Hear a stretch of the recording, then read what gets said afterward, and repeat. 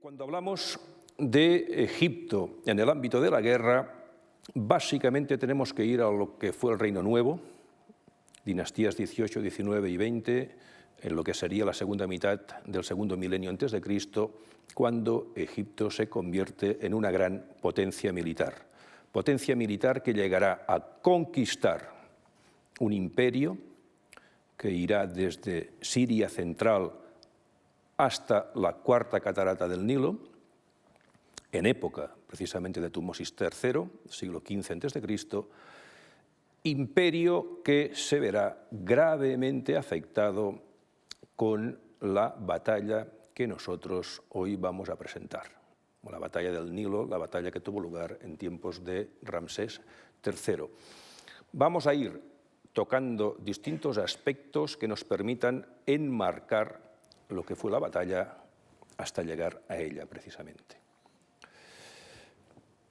Sabemos de la existencia de algunos de estos conocidos como pueblos del mar ya en el siglo XIV a.C., en el ámbito del próximo Oriente Asiático. Nosotros vamos a ir poniendo algunos ejemplos para que nos vaya quedando claro que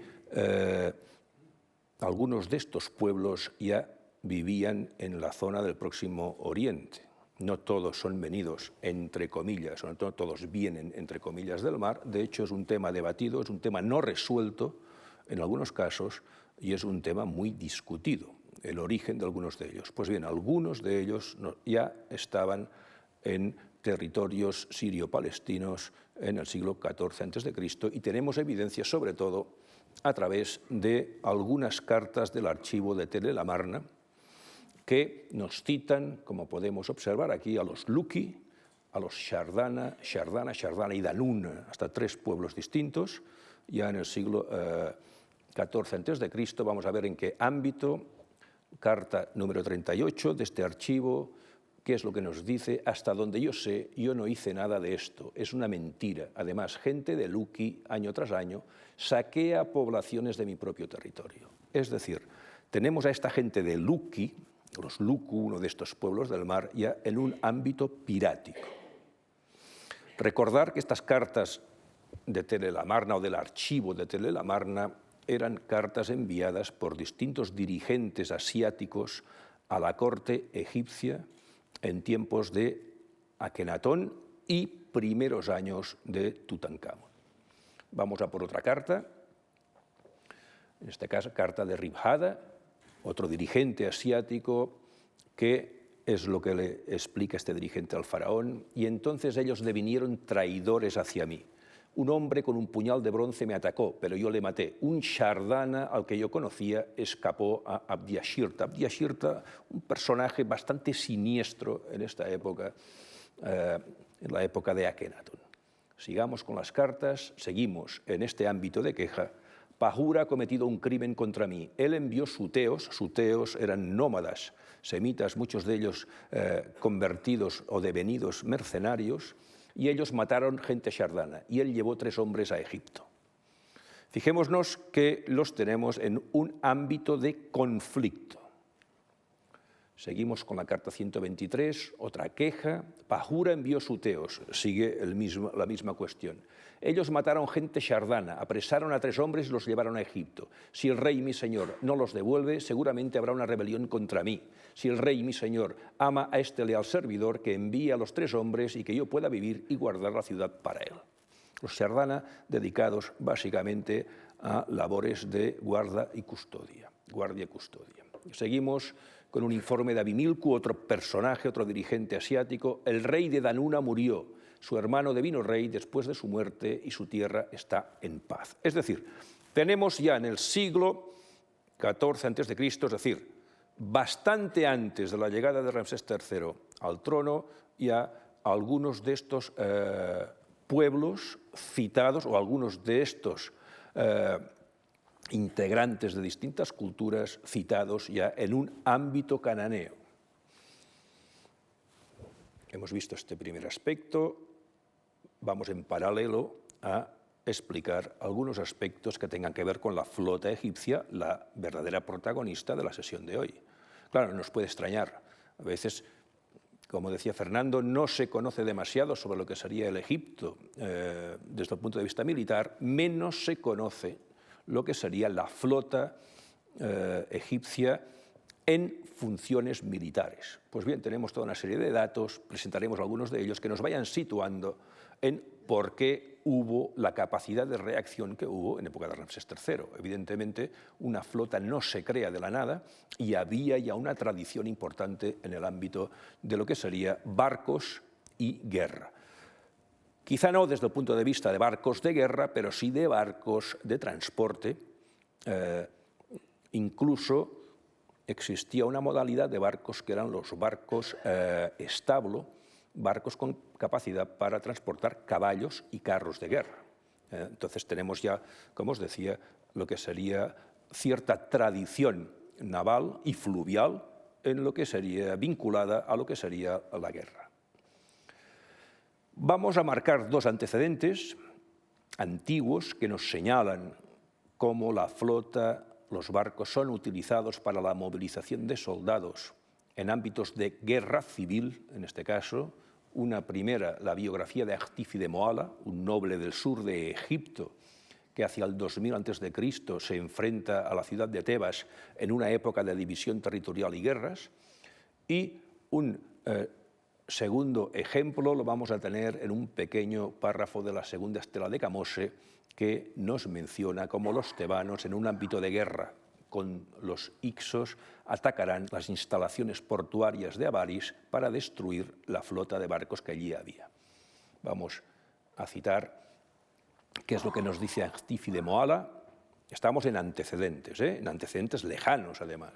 Navegué aguas abajo con mi poderosa tropa de milicianos y desembarqué al oeste de la provincia tebana. La vanguardia de mi flota estaba en la colina de Sejemsen y la retaguardia en la zona de Chemi, destacando pues, la importancia de la flota puesta a disposición de este señor de la guerra para combatir a los tebanos. Vamos al otro ejemplo, la estela de Camose, un rey tebano, nos explica esta segunda estela, toda una acción militar para atacar la ciudad de Avaris en el delta. Avaris era la capital de los Ixos y entonces es curioso porque aquí solamente pongo un pequeño trocito de lo que es el texto porque se trata, si lo leemos en su totalidad, de lo que sería una de las primeras acciones piráticas señaladas en la historia. Digamos, en torno al 1500, algo antes del 1500 a.C. Un trocito de la misma nos señala: no he dejado un solo tablón perteneciente a los 300 barcos de madera nueva de cedro, repletos de oro, lapislázuli y plata, turquesa, un sinfín de armas de bronce, etcétera, etcétera, etcétera. Un robo, un acto pirático. Ya yendo a lo que sería la flota en tiempos del Reino Nuevo, lo cual nos implica evidentemente a Ramsés III, vamos a destacar de una manera rápida algunos aspectos que vale la pena tener en cuenta. Oficialidad. Había oficiales de barco y había oficiales de ejército embarcado. Y llegado al punto de tener que tomar una decisión, la decisión pasaba siempre por delante. Quien decidía, quien decía la última palabra, era el oficial del barco. Tenemos tropas embarcadas, soldados embarcados y a partir de aquí marinos y remeros. No hay esclavos. Hay que empezar a señalar algunos aspectos. Los remeros formaban parte de la flota, eran soldados, eran egipcios, no eran esclavos. Ponemos ejemplos de oficiales, de títulos, de rangos de oficiales en esta época del Reino Nuevo. Comandante de tropa embarcada, precisamente, comandante de tropa embarcada en el barco. Vamos a señalar toda una serie de nombres, porque evidentemente los barcos asignados a la guerra, cada uno tenía su propio nombre, o al ejército cada uno tenía su propio nombre. Aquel que tranquiliza a Atón, comandante de oficiales de transporte de contingentes de los barcos Meremtaj, amado de Sekhmet, y Ramsés, amado de Sekhmet. Ojo cuando ponemos a Sekhmet, la temible diosa de las epidemias. Portaestandarte de tropa embarcada, portaestandarte de tropa embarcada en el barco amado de Amón. Fijémonos que por encima de todo destacan dos rangos, comandante y portaestandarte. Los encontramos En la flota los encontramos también en el ejército, en infantería. Vamos a poner, dejad que por un momento barra un poco para casa y hable sobre un oficial de la época de Tutmosis III, del cual conocemos sus promociones. Llegó a ser el oficial Mayenjekau, llegó a ostentar los siguientes rangos: portaestandarte del barco El Novillo, portaestandarte del barco El Novillo de Amenhotep, portaestandarte del barco La Vaca Guerrera, comandante del barco Victoria en Tebas, comandante del barco La Vaca Guerrera. Ojo a estos nombres. Aquí tenemos una evidencia de lo que podía ser un gran barco de transporte en época de Tutmosis III. Como veremos cuando hablemos de la batalla, los barcos de guerra de época de Ramsés III eran bastante más pequeños. Vamos ya a hablar o a concretar un poco lo que son nombres de barcos militares y señalaremos el porqué. Amado de Amón. Se han constatado diversos barcos con este nombre. Fijémonos, está en relación a uno de los dioses más importantes de la época. Los peces, evidentemente, se trata de un elemento marítimo, fluvial. El septentrional lo encontramos en el marco de una victoria a principios de la dinastía XVIII, y entonces probablemente este nombre es la alegoría de una victoria contra los Ixos. El toro salvaje, ojo, toro salvaje era el barco halcón. Cuando hablamos de barco halcón, hablamos del barco insignia de la flota, toro salvaje en relación al faraón. Hay que tener en cuenta que había dos animales asociados al faraón, por su bravura y su fuerza, el toro y el león. En este caso tenemos el barco toro salvaje. La vaca guerrera, nos puede extrañar un poco el nombre, asociado a la reina. Y el novillo, nombre asociado al príncipe heredero. Fijémonos, pues, cómo cada nombre obedece a cuestiones muy concretas, que pueden ser desde el punto de vista religioso, pueden ser desde el punto de vista militar o incluso político. Evidentemente, la flota tiene sus propios estandartes, y aquí también querría señalar que en lo que es la organización del ejército en el Reino Nuevo, el ejército estaba dividido en infantería, carros de guerra y flota, evidentemente con sus jerarquías, evidentemente con sus estandartes y evidentemente con sus movimientos. ¿Qué quiero decir con ello? La infantería se movía al son de timbales y trompetas, que estaba perfectamente organizada. Y voy más allá. La infantería era la que ganaba o perdía batallas. En los relieves quedan muy bonitos los carros de guerra, vemos al faraón con los carros, vemos unidades de carros, pero el cuerpo de combate más importante era la infantería, entre otras cosas, porque la infantería podía embarcarse de una manera más fácil y moverse de una manera mucho más eficaz. Cada unidad de infantería, al igual que los barcos, tenía su propio nombre. Y de hecho hay coincidencia a veces. Por ejemplo, Amado de Amón lo podemos encontrar como nombre de barco o lo podemos encontrar como nombre de una unidad militar de infantería. Aquí vemos lo que son estandartes. Hemos señalado el problema de algunos pueblos del mar que ya están en el siglo XIV a.C., presentes en la zona. Hemos marcado algunos aspectos sobre la flota y he de añadir otra cosa para que nos situemos y nos demos cuenta de la capacidad que tenían los egipcios para movilizar barcos. Dos ejemplos. Uno de ellos, eran muy hábiles a la hora de desmontar barcos y trasladarlos a lo largo de muchísimos kilómetros, desmontados para volverlos a montar. Esto lo tenemos documentado ya en el Reino Medio, en lo que sería la ruta de Coptos hasta el Mar Rojo. Y tenemos una muestra todavía mucho más cercana, época de Tutmosis III, campaña octava, cuando el ejército egipcio va a construir partes de barcos en biblos, las va a transportar en carros tirados por bueyes hasta Carquemish, para montar las embarcaciones, cruzar el Éufrates y atacar a los mitáneos en su territorio.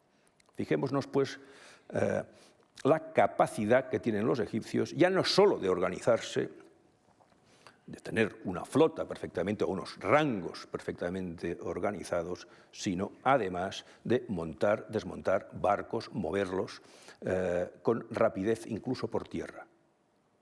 No es baladí. Y acabemos por marcar otro detalle que no podemos obviar. En el Reino Nuevo va a haber un gran puerto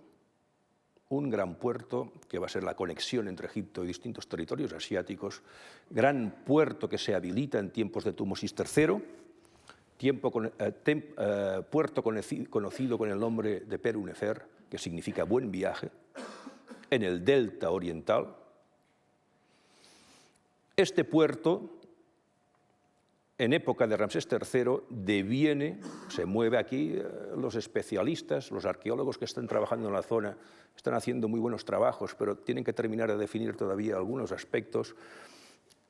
En época de Ramsés III, la gran instalación portuaria va a ser Pi Ramsés, muy cerca de lo que pudo haber sido Peru Nefer, y probablemente Pi Ramsés, ciudad creada por Ramsés II, fue el objetivo de los invasores que atacan Egipto en época de Ramsés III. Probablemente, no tenemos la certeza, pero por donde entraron o por donde suponemos que entraron era la primera instalación importante que podían haberse encontrado.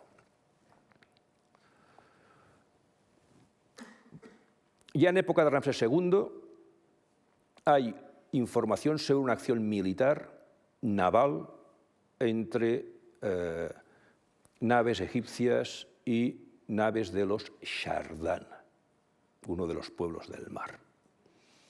Tenemos información lamentablemente muy estropeada en la estela de Tanis, la segunda estela de Tanis, en la que se nos habla de que la flota egipcia derrota a estos Shardana y que hará con los prisioneros, incorporarlos al ejército. Vamos a tener Shardana que pasan de enemigos, de piratas probablemente, a formar parte del ejército egipcio. Este es un primer ejemplo, ya que en época de Ramsés II tenemos a algunos de los pueblos del mar en la zona, digamos, con malas intenciones, podríamos decir. Pero vamos más allá. En la famosa batalla de Kadesh se citan algunos aliados del rey hitita que también van a acabar conformando estos pueblos del mar en época posterior. Fijemos esta estela, segunda estela de Tanis, que es lo que nos señala: los rebeldes Shardana, a los que nadie había sabido vencer, llegaron navegando valientemente en sus barcos desde el medio del mar, sin que nadie fuera capaz de resistirles. ¿Quién les resistió? ¿Quién tenía que ser? Ramsés II. Ramsés II, uno de los faraones más grandes de la historia de Egipto, entre otras cosas, porque fue un gran propagandista. Hay que decirlo todo. Hay que decirlo todo, ¿no? Tenemos pues ya en época de Ramsés II Shardana o naves Shardana en el entorno y no de manera amistosa. Fijémonos, os presento aquí un relieve que nos muestra cómo iban ataviados los Shardana. Escudo redondo, casco, fijémonos qué particularidad, con cuernos y un disco en la parte de arriba. ¡Qué curiosidad! Hay mucha gente que no había oído hablar de los Shardana y resulta que los presentamos y con casco con cuernos. ¿Y cuánta gente piensa que los vikingos llevaban casco con cuernos cuando en realidad no llevaban cuernos en el casco? Digamos, son estas paradojas, ¿eh? Fijémonos otra particularidad: espada larga. Espada larga. Nos vamos a lo que sería la batalla de Kadesh y entre los aliados del rey hitita encontramos, mira, el miserable jefe de Hatti, hay que tener en cuenta que los egipcios siempre dedicaban estas lindezas a los enemigos, ha venido junto con muchos territorios que están con él, que ha traído como aliados la tierra de Dardana, la tierra de Naharina, la de Keshkesh, los de Masa, los de Pidasa, la tierra de Karkisha y Luku, aparecen otra vez, la tierra de Carquemis, la tierra de Arzawa, la tierra de Ugarit, la de Irana, la tierra de Inesa, Mushanet, Kadesh y la tierra entera de Code. Evidentemente, Ramsés II lo que nos hace es presentar un ejército numerosísimo para subrayar más su victoria. Su victoria, entre algunas comillas, ¿eh? Pero no solamente es el problema de los pueblos del mar con los que va a tener que lidiar Egipto en época de Ramsés III. Va a haber otro problema, igual de grave, el de los libios. La presión libia por el delta occidental, y en un momento determinado va a haber una unión de tribus libias con pueblos del mar para atacar Egipto, en época de Merentaj, como veremos a continuación. Los primeros antecedentes graves de intento de invasión libia los encontramos en época de Seti I, padre de Ramsés II y gran militar. Por cierto, mejor militar que su hijo, bastante mejor. Fijémonos, con Seti I ya hay un intento de invasión en el delta occidental que las tropas egipcias van a rechazar sin demasiados problemas. Esto obligará a que una vez firmada la paz de Ramsés II con los hititas, célebre tratado de paz, Ramsés II haga un gran esfuerzo por construir toda una serie de fortalezas en el delta occidental a fin de intentar parar posibles incursiones de libios, y ya vamos a encontrar en época de Merentaj, hijo de Ramsés II, un ataque frontal de libios y pueblos del mar, ataque con ánimo de invadir el delta. Egipto se va a ver ya amenazado de una manera muy directa.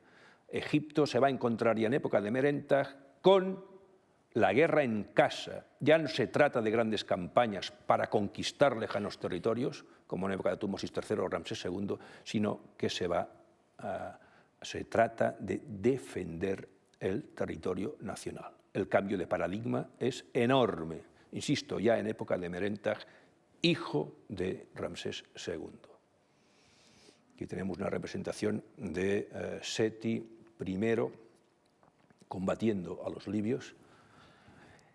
Os voy a decir una cosa, sé que no toca, pero ojo a este personaje de aquí. Este personaje que está detrás de Seti I. Sale 6 veces en los relieves de guerra de Seti I. Ojo con este personaje. Aquí lo dejo, ¿eh? Seguimos. Aquí vemos a Seti I matando a un caudillo libio. Señalo y no digo nada. Y nos vamos ya a lo que es el primer ataque frontal, como os decía, la primera ofensiva en época de Merentaj, en la que vamos a encontrar tribus libias coaligadas con diversos pueblos del mar. Ataque tremendo, ataque que tendrá graves consecuencias. Egipto ya ha entrado en declive y entonces ya todo va a costar mucho más. Aquí tenemos la célebre estela de Israel de Merentaj, año 5, y aquí vamos a señalar algunos aspectos que nosotros encontramos en la gran inscripción de Karnak, donde se detalla, lamentablemente es una inscripción muy estropeada, entonces hay muchos detalles que los hemos perdido, pero sí que se nos menciona a los integrantes de ese movimiento de libios y pueblos del mar hacia Egipto, entrando en el delta, insisto, época de Merentaj. Libios, Mashawash, Libu, pueblos del mar, Akawash, Shatur, Shaluku, Shardana y Sheklesh. Cuando entramos en estos nombres siempre pienso que qué suerte, porque claro, imaginémonos que en lugar de una conferencia estuviéramos en clase y tuviéramos que aprenderlos. Digamos, claro, la cosa se complica. Y entonces la atención ya es distinta, ¿no? Fijémonos, Shardana. Nosotros ya tenemos Shardana desde la época de Ramsés II como integrantes del ejército egipcio, con lo cual, por ejemplo, en el caso de los Shardana, probablemente hubiera Shardana en ambos bandos, en el bando egipcio y también en el bando de estos libios y pueblos del mar que intentan atacar Egipto. Parte de bajas. Los egipcios siempre presentaban o en muchas ocasiones presentaban el número de bajas del enemigo, las propias no, como tantas civilizaciones y tantas culturas, ¿no? Libios, 6.359 caídos, Sheclech, 222, Tursha, 742, Akawasha, 2.201, Luku, Shardana, 200. Son las bajas. Claro,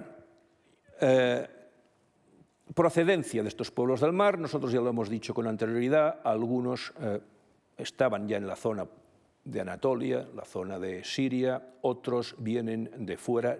Es complicado, los especialistas no se ponen de acuerdo todavía hoy en procedencias, entonces vamos a obviar nosotros el berenjenal, si se me permite la expresión, de tener que entrar en hipótesis y teorías sobre posibles procedencias. Que sepamos que algunos, los que ya hemos citado, estaban en la zona, otros vienen probablemente de zona de la península griega, alguno podría venir del Mediterráneo central, pero insisto, es un tema debatido y que se aparta un poco de lo que sería la conferencia propiamente dicho, que nosotros lo que vamos a tocar va a ser la parte militar.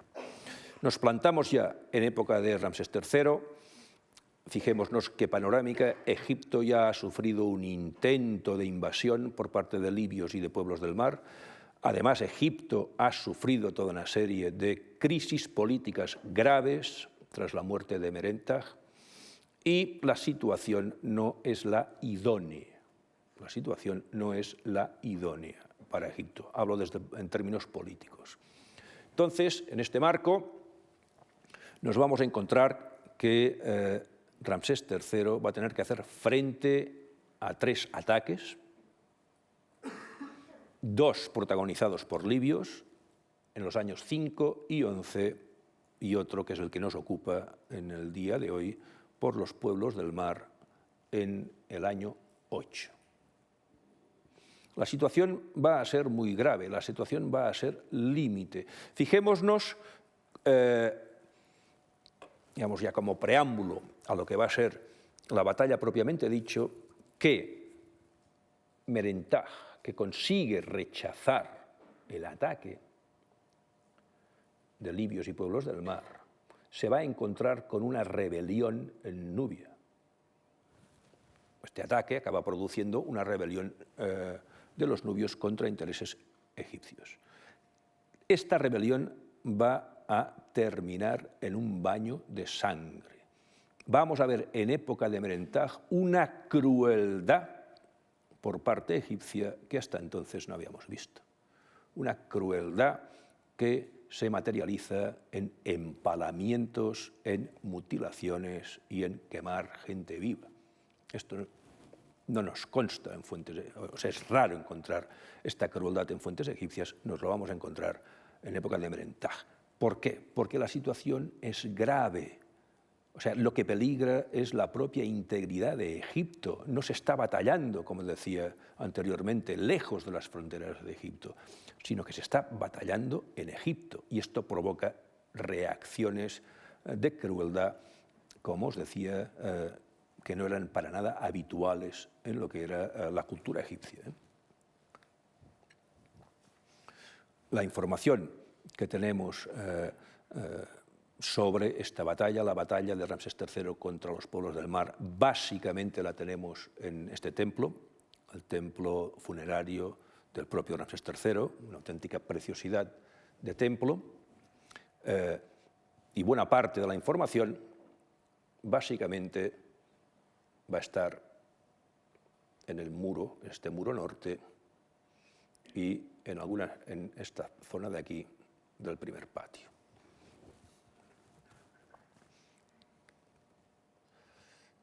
Fijémonos que este templo funerario ya es extraño, época de Ramsés III. ¿Por qué? Porque es un templo funerario que tiene una entrada fortificada. Mal asunto. Y si estás fortificando en casa, es que intuyes que te pueden entrar. Y ahí está el asunto. Es lo que se conoce como fortificación en forma de migdol. El migdol eran fortalezas de origen asiático que se caracterizaban por una enorme torre central amurallada. Aquí ya vemos a Ramsés III presentando enemigos de distintas procedencias al dios Amón, y aquí ya tenemos que empezar a, entre comillas, deconstruir la información que nos da Ramsés III. ¿Por qué? Pues porque Ramsés III, en su afán por imitar, va a ser un imitador de Ramsés II, se va a inventar en la propaganda algunas guerras que jamás tuvieron lugar. Y esto hay que destacarlo.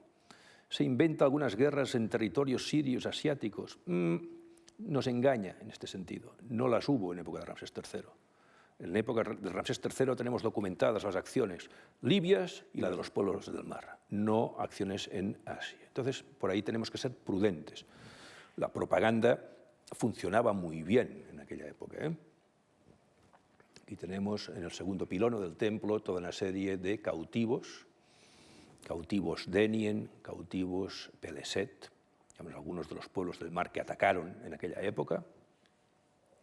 Y nos vamos ya, propiamente dicho, y sin más dilación, a lo que fue la batalla, siguiendo las palabras que nos dejan o que nos dejaron escritas los propios egipcios en este templo de Ramsés III.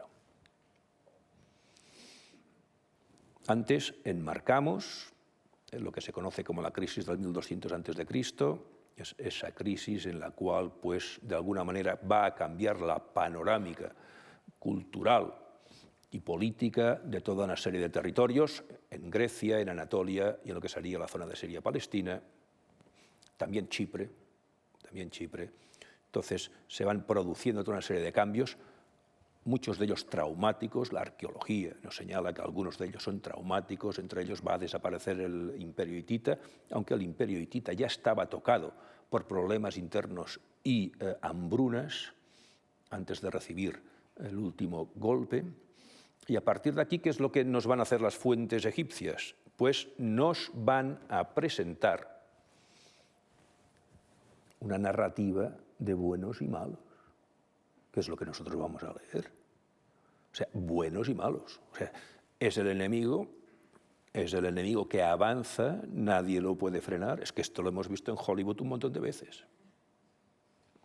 Nadie los puede frenar hasta que llega al sitio de los buenos. En este caso Ramsés, su flota y sus soldados.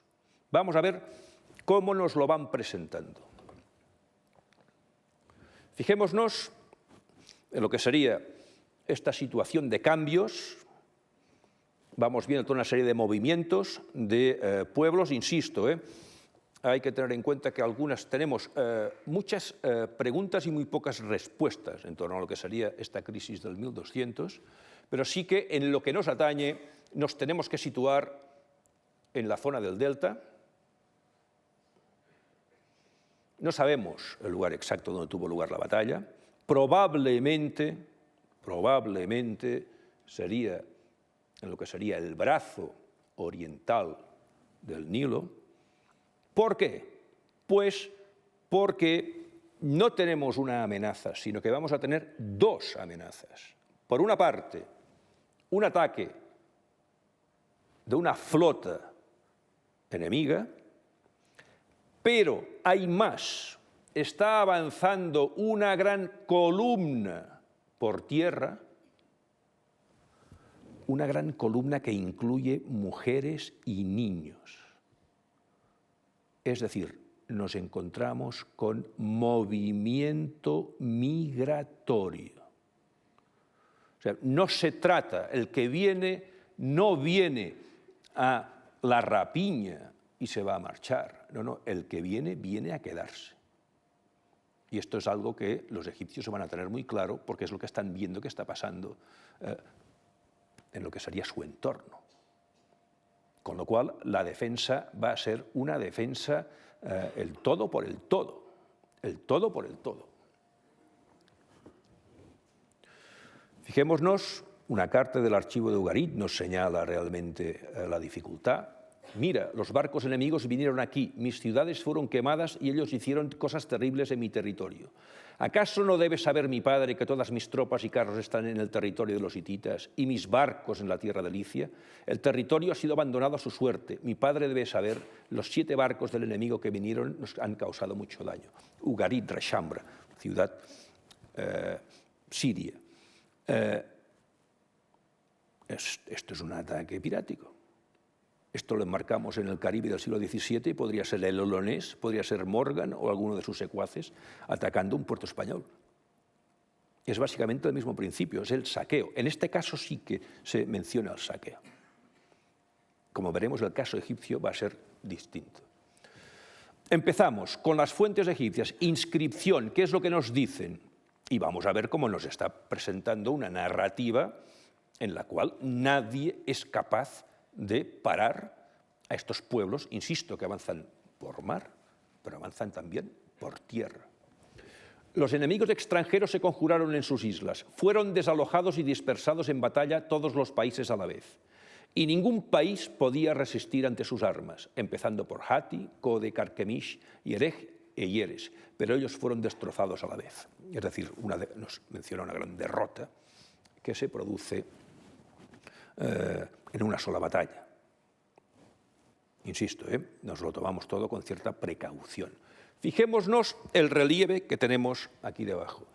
Es el relieve sobre la batalla naval, de la cual nosotros hablaremos, y es el único relieve de batalla naval que se conserva en los 3000 años de historia de la civilización egipcia. De aquí su importancia.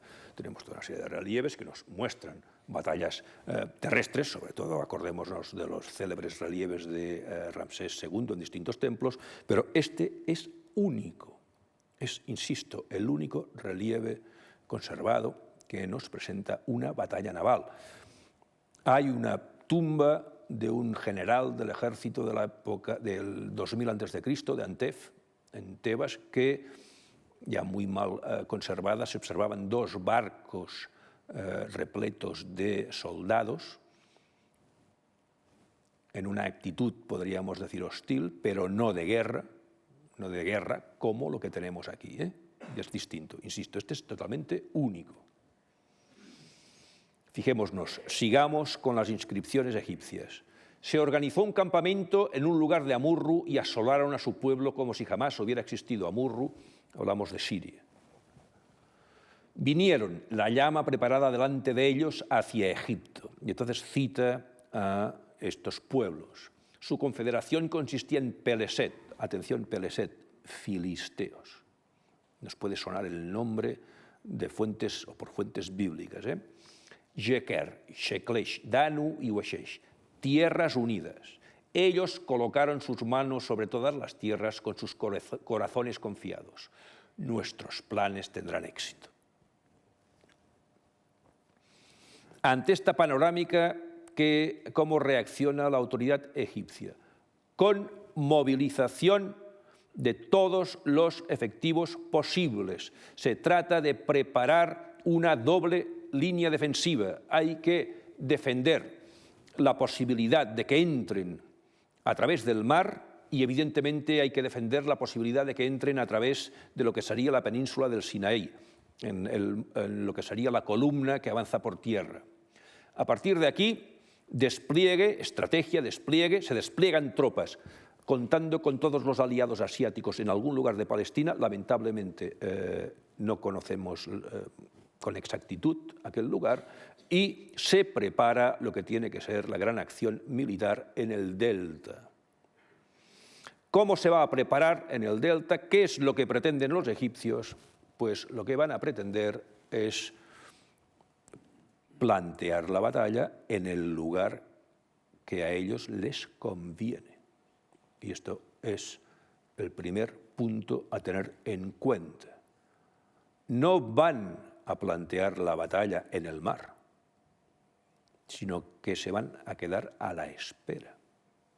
Van a dejar que los barcos de estos pueblos del mar, básicamente Peleset y Denien, que parece que son los que tienen mayor protagonismo en lo que va a ser esta acción naval, penetren a través del brazo del Nilo. Como os decía, yo pienso, con toda probabilidad sería el oriental, encajaría primero porque vendrían bordeando la costa, sería el primer brazo que encontrarían, y segundo porque podrían atacar directamente las instalaciones portuarias de Pi Ramsés. Y entonces la jugada es fácil. No solamente la flota va a combatir a estos invasores, sino también la infantería. ¿Por qué?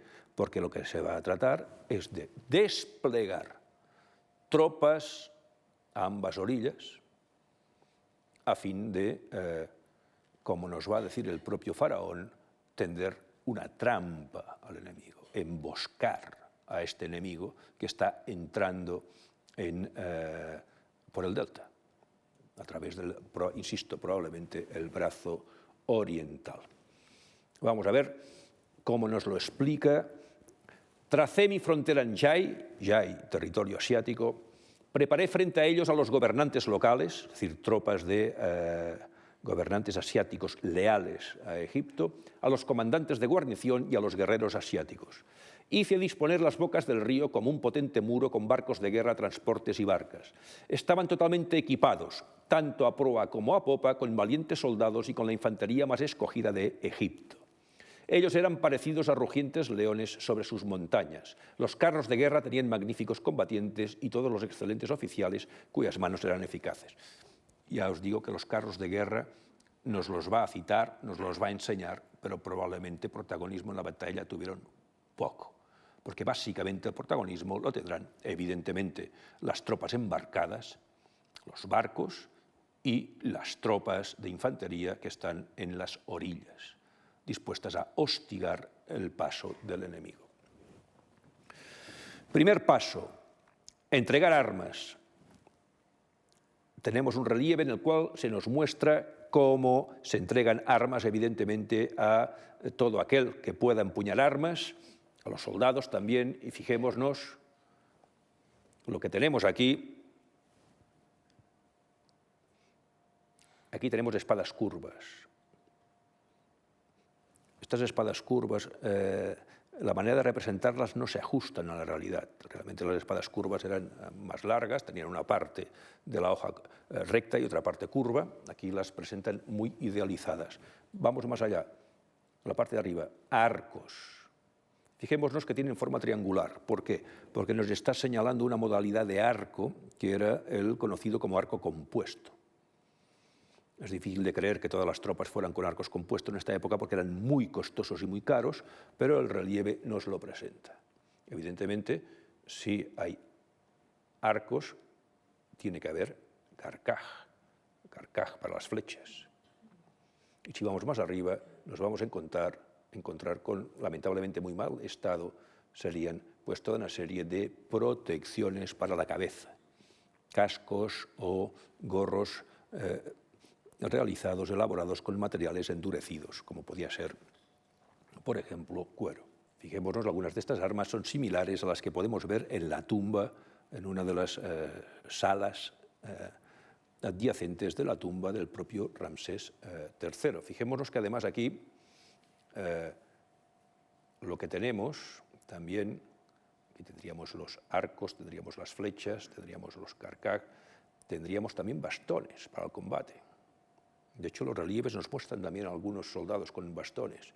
Y hay otra pared en la que se observan también protecciones corporales, que serían una especie de corazas.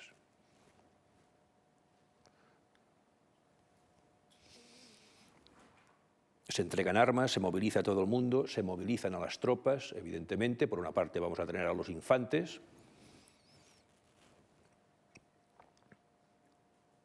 y por otra parte vamos a tener a lo que son las tropas de carros. Ya os digo que realmente en una batalla de estas particularidades o estas características su papel fue o tuvo que ser secundario. Y vamos a otra particularidad. Fijémonos. Tropas egipcias, tropas de diversas procedencias al servicio de Egipto. Y esto hay que señalarlo. En esta época de Ramsés III, el ejército podríamos denominar que plurinacional. Hay tropas egipcias, las hay libias, las hay nubias, las hay de distintas procedencias, asiáticas de distintas procedencias. Es muy distinto ahora que estamos acabando lo que fue el gran imperio egipcio, es muy distinto del ejército conquistador de Tutmosis III, que era básicamente un ejército nacional, egipcio, formado por egipcios y formado por nubios de cultura egipcia. Digamos, nada que ver un ejército con otro. Y han pasado también varios siglos.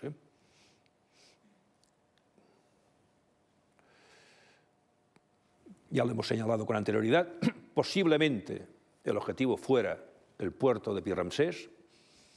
La escuadra egipcia se despliega, no se nos señalan detalles del despliegue, hay que moverse con la hipótesis en algunas ocasiones o con lo que nos muestra el relieve, pero insisto, siempre con muchas reservas, obviamente. Las tropas de infantería se despliegan en las orillas. Evidentemente el papel de los arqueros va a ser fundamental. Se trata de batir y abatir a todos los invasores con flechas. En aquella época no hay catapultas, en aquella época no hay balistas, no hay otro tipo de armas o de máquinas de guerra. Y desde los barcos se va a hacer lo mismo. Los barcos también va a ser importante, en los barcos va a ser importante el papel de los arqueros y los honderos. A partir de aquí se planifica, todo el mundo ocupa su lugar y se dedican a la espera. Hay que pensar que la flota egipcia debió mantenerse a cierta distancia para dejar que los barcos enemigos entraran por la boca del Nilo y, si nos creemos el relieve, cerrarles la posibilidad de retirada. Es de manual, es una estrategia de manual. Sencillamente es colocar a los barcos, tenerlos embotellados, tener embotellado al enemigo y hostigarle desde todas direcciones. Y así se nos presenta en el relieve. Obviamente, llegan los barcos enemigos, entran por la boca del Nilo, por el brazo del Nilo, y se pone en marcha la estrategia egipcia. Disparos sin cesar desde las orillas, con flechas, y entra en acción la flota egipcia para evitar que los invasores huyan, se retiren. Fijémonos que nos señalan las inscripciones, como os decía, son muy generales, nos dan en este caso pocos detalles, pero podemos combinarlas con lo que va a ser el relieve. Y para los que vinieron de sus lugares en las islas del centro del mar, mientras avanzaban hacia Egipto, con sus corazones apoyados en sus manos, fue preparada una red para cazarles, en sentido de trampa. Aquellos que penetraron en las bocas del Nilo fueron atrapados, maniatados en sus lugares, masacrados y sus cuerpos amontonados. Entonces las gentes del norte, las cuales estaban en sus islas, temblaron en sus cuerpos. Ellos penetraron por los canales de las bocas del Nilo. Aquellos que entraron en las bocas del Nilo fueron como pájaros cazados en la red. Obviamente nos define una estrategia de emboscada, trampa incluida, y que evidentemente el enemigo cae en la trampa. Se le deja que entre y evidentemente no le van a dejar que salga. Nos lo podemos imaginar, barcos en una zona relativamente estrecha, difícil de maniobrar y siendo hostigados por todas partes. Fijémonos que se nos presenta lo que es el relieve propiamente dicho, a más detalle, y fijémonos cómo podemos ver los barcos de estos pueblos del mar siendo hostigados. Fijaros las flechas. Estas flechas de tan gran tamaño son porque las dispara el faraón, que está representado a mucho más tamaño, evidentemente.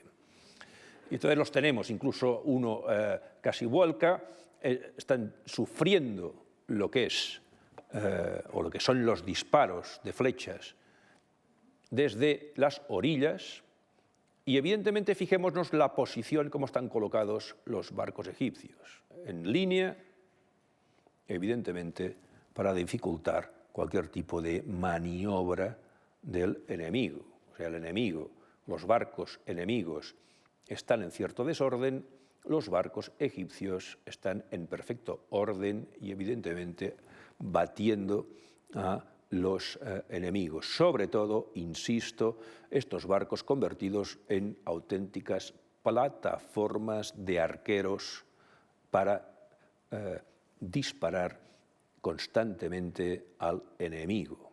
Evidentemente, no conocemos los tamaños, después diremos alguna cosa al respecto. En esta época no debían ser barcos demasiado grandes, son totalmente distintos unos de otros, estos sí, los egipcios, que los barcos de los pueblos del mar. Después diremos alguna cosa también al respecto.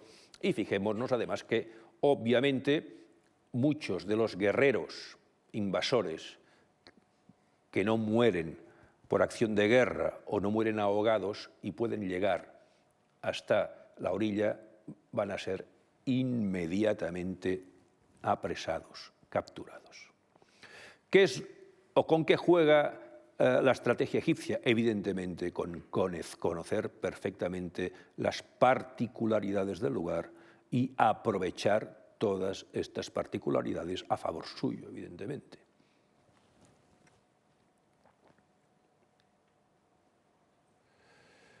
Fijémonos, aquí tenemos dos barcos egipcios.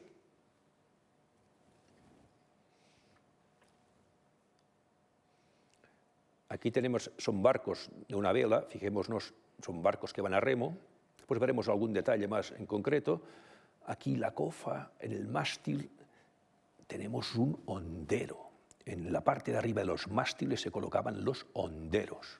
Y a partir de aquí encontramos, pues, lo que sería el barco propiamente dicho, repleto de arqueros, hostigando, disparando sin parar, sin cesar, contra el enemigo. Fijémonos la proa del barco, en este caso, es una proa muy característica. Tiene forma de león, cabeza de león, con la boca abierta, y aquí no se distingue, pero si pudiéramos ver lo que contiene la boca contiene la cabeza de un enemigo, que puede ser un asiático, puede ser un nubio. Fijémonos que básicamente los dos barcos que tenemos aquí actúan de la misma manera. Están puestos en línea con todos los arqueros disparando contra el enemigo, y fijémonos también en este caso que, por ejemplo, aquí tenemos un oficial que porta un bastón similar al que hemos visto pintado, o los bastones pintados en la tumba de Ramsés III. Aquí tenemos otro oficial también portando un bastón similar. Aquí, en este caso, un soldado egipcio intenta sacar del agua a un enemigo y, obviamente, la batalla juega a favor. Digamos, nos está presentando este relieve una victoria en todos los aspectos posibles. Fijémonos aquí, fragor del combate, abrimos un poco más el foco, vemos naves de estos pueblos del mar siendo atacadas, algunos guerreros están cayendo al agua, otros están ya muertos, se intentan protegerse con sus escudos, fijémonos sus escudos redondos, aquí tenemos más muertos en el agua. Triunfo absoluto, insisto, de un relieve que es único.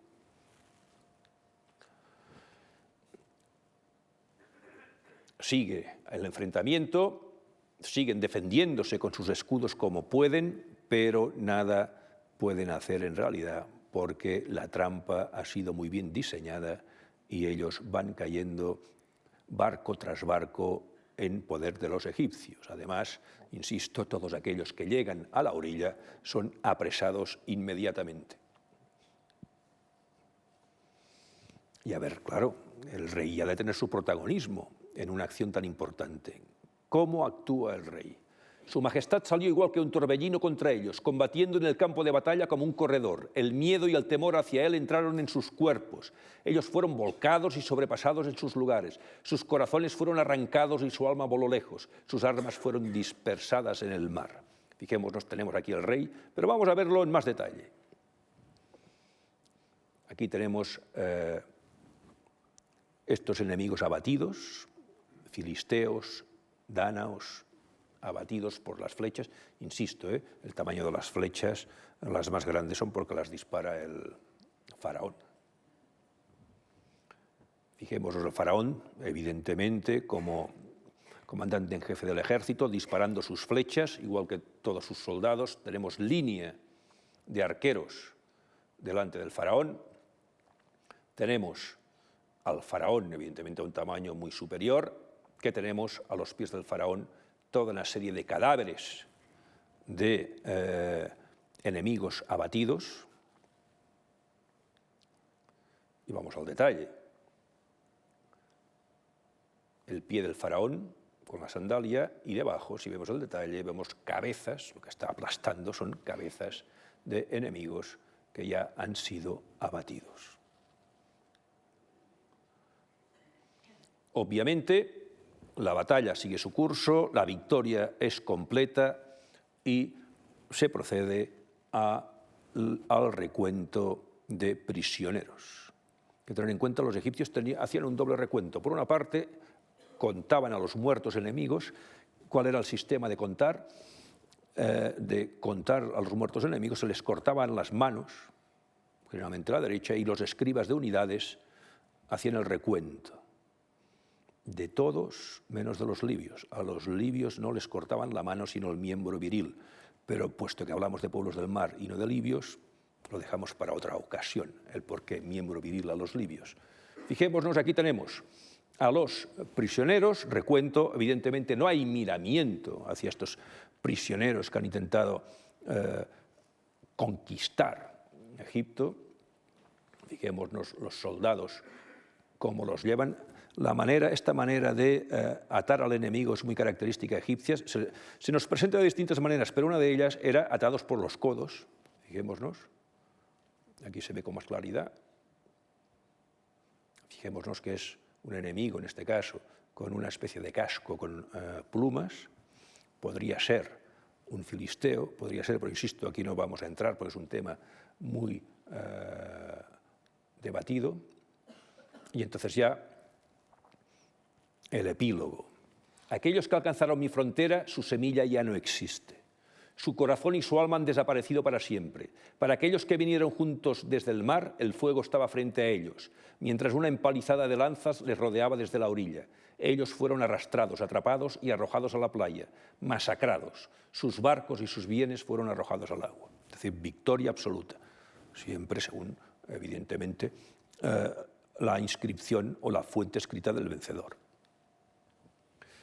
Tenemos un epílogo en otro documento, este ya no se encuentra en lo que sería una inscripción del templo, sino en lo que se conoce como el papiro Harris.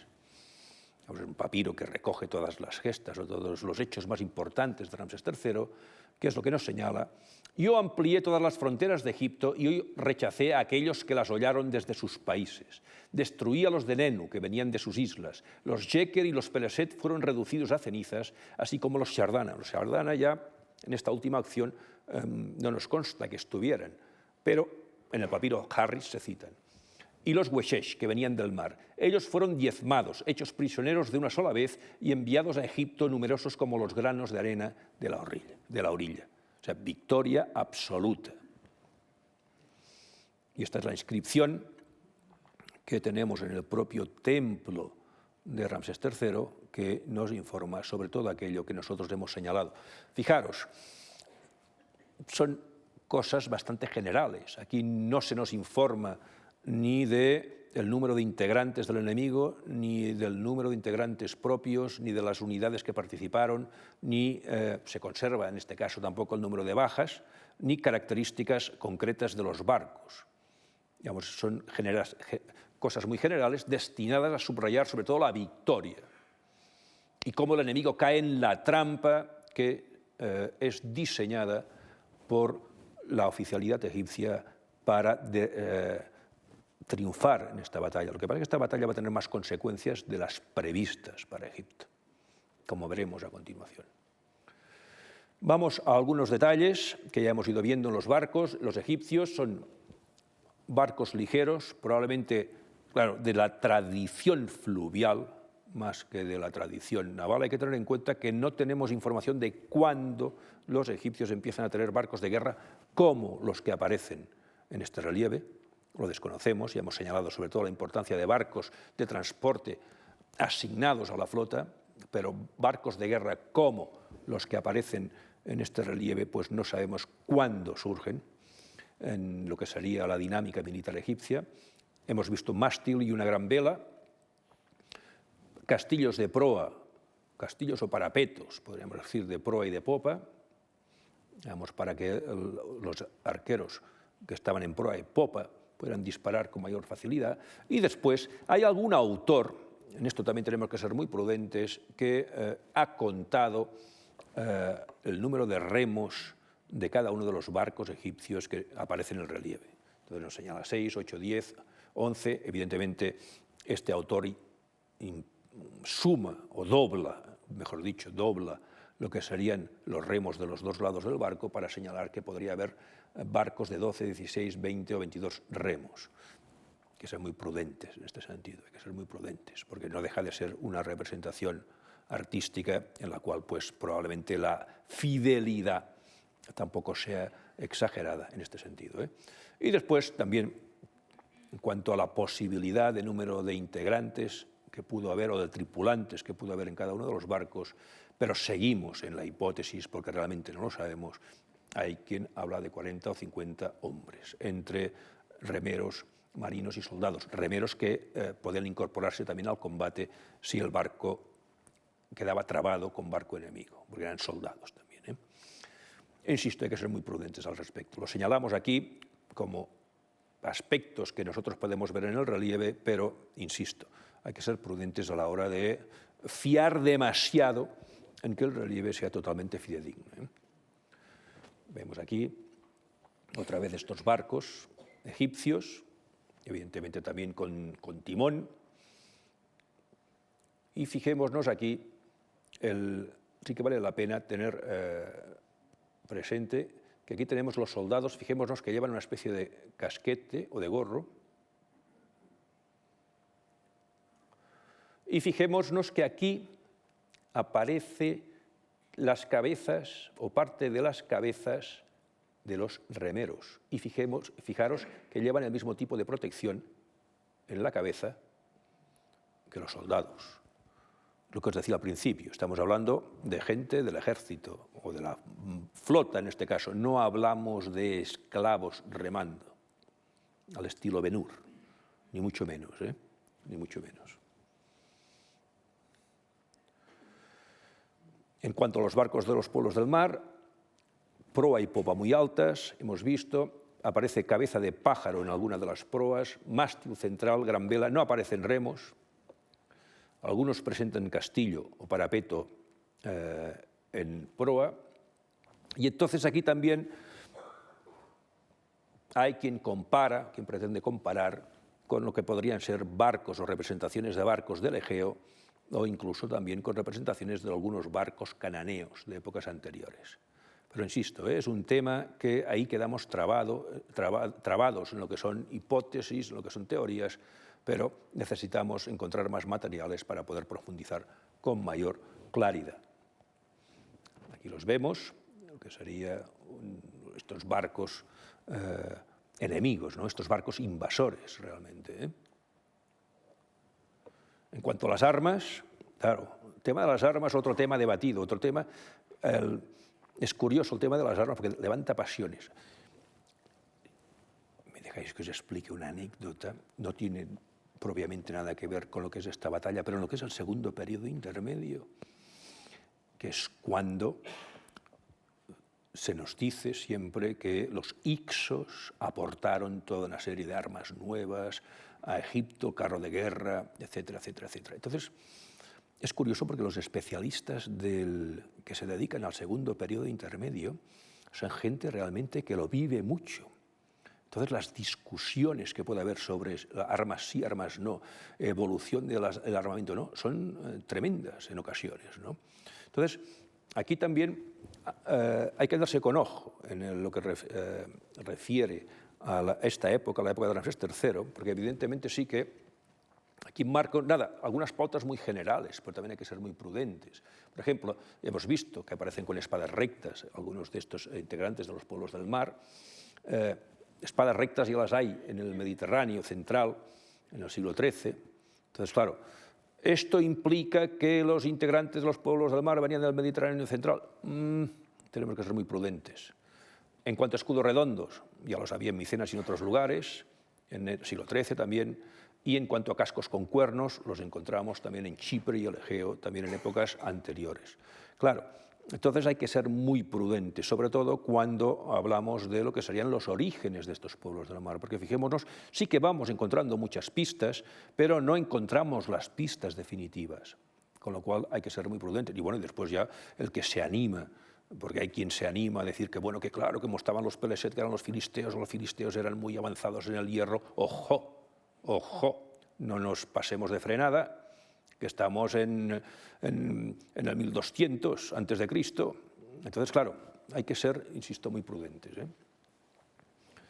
Como os decía, fijémonos, aquí aparecen cascos con cuernos, espadas largas, escudos redondos y lo que parece, fijaros, una especie de protección corporal, ¿eh? Cubriendo lo que sería el pecho. Ya si nos vamos a lo que sería la síntesis de la batalla, nos encontramos con un Egipto ya a la defensiva, que tiene que planificar el rechazar un ataque frontal, en este caso por mar.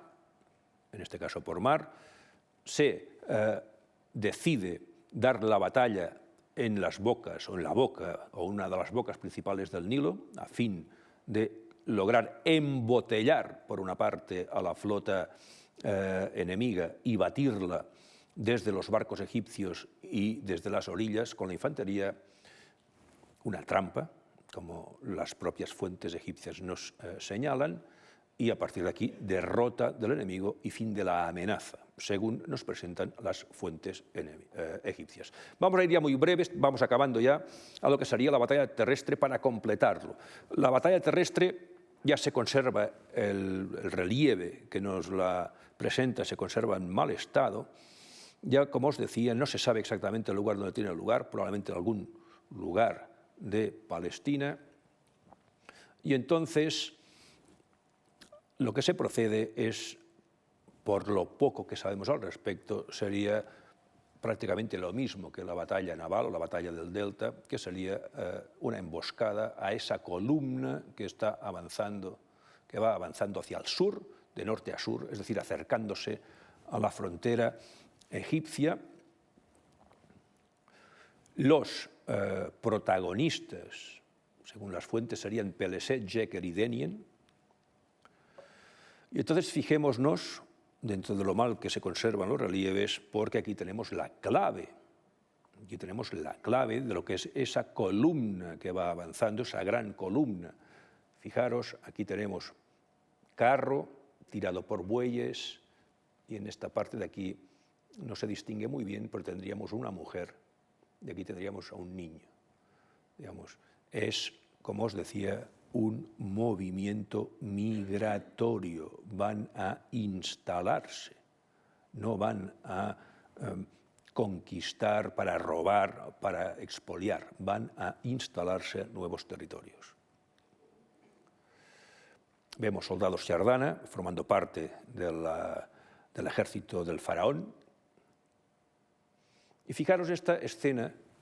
Tenemos una escena del rey cazando leones, y ahora me diréis, ¿y qué hace esta escena? ¿Por qué nos la presenta? ¿Por qué? Pues porque esta escena se encuentra entre las dos batallas, la naval, o del Delta, que hemos visto, y la terrestre.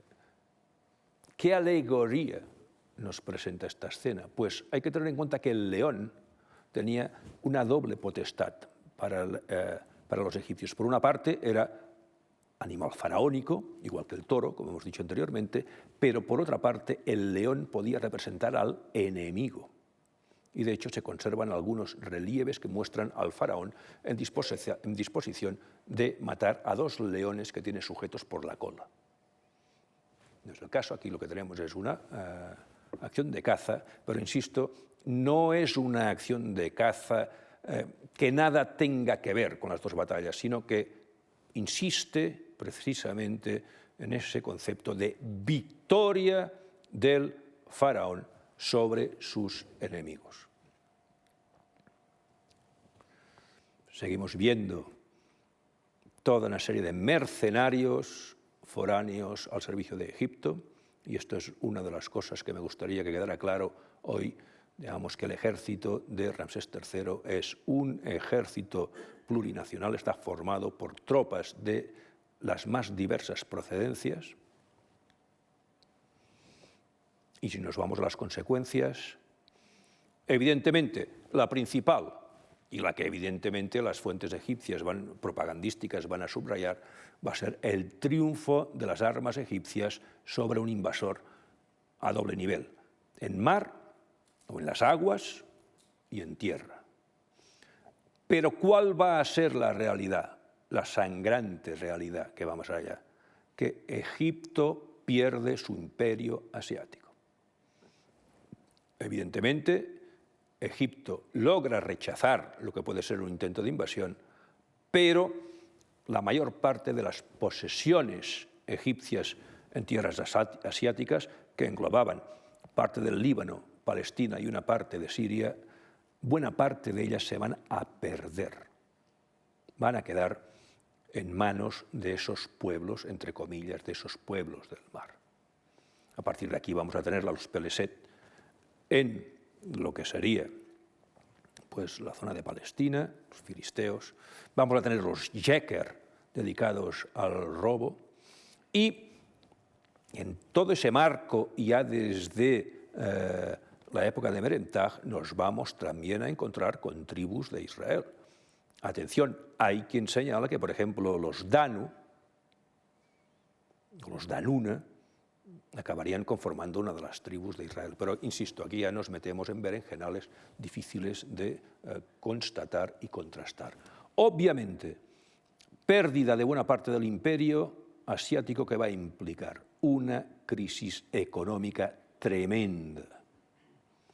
Una crisis económica, por una parte, que va a venir agravada porque, aunque se ha conseguido rechazar al enemigo, no se va a poder evitar que grupos o bandas de libios se dediquen al saqueo de localidades del delta e incluso localidades del Egipto central. O sea, Egipto queda muy debilitado, hasta el extremo que, ya para terminar, que en esta época de Ramsés III se va a producir la primera huelga y manifestación que tenemos documentada en la historia, que van a ser los artesanos de la aldea del Medina, una aldea del sur, donde están los artesanos de élite que se dedican a la construcción de tumbas y de ajuares funerarios de las tumbas de reyes y nobles, se van a declarar en huelga porque no reciben provisiones. No solamente en huelga, sino que además van a hacer toda una serie de manifestaciones.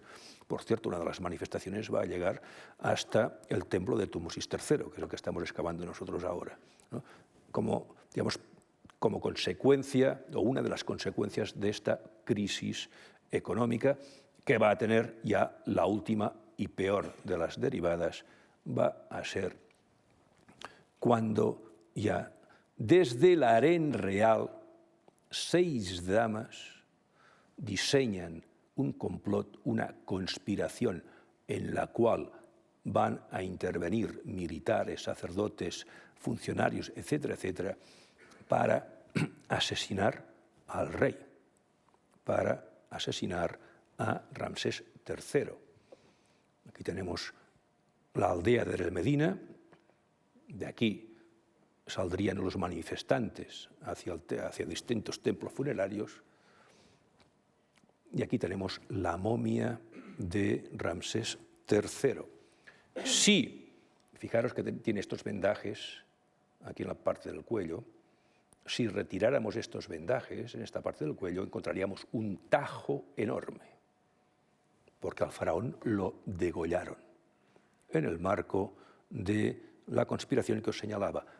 Curiosidad, esta momia fue el ejemplo que tomó el actor Boris Karloff para caracterizarse como momia en la película que él mismo protagonizó en los años 30. Quedémonos, pues, con este fin traumático que tuvo Ramsés III. Derrotó a sus enemigos, pero no pudo evitar la pérdida del imperio, o de buena parte del imperio asiático, no pudo evitar la grave crisis económica que devino y, al final, no pudo evitar que lo asesinaran en el marco de este complot, de esta conspiración urdida por damas del harén real. Se conservan muchos datos sobre esta conspiración, nombres, se conservan parte de juicios, etcétera, etcétera, etcétera, pero evidentemente esto corresponde ya a otra cuestión. Muchas gracias.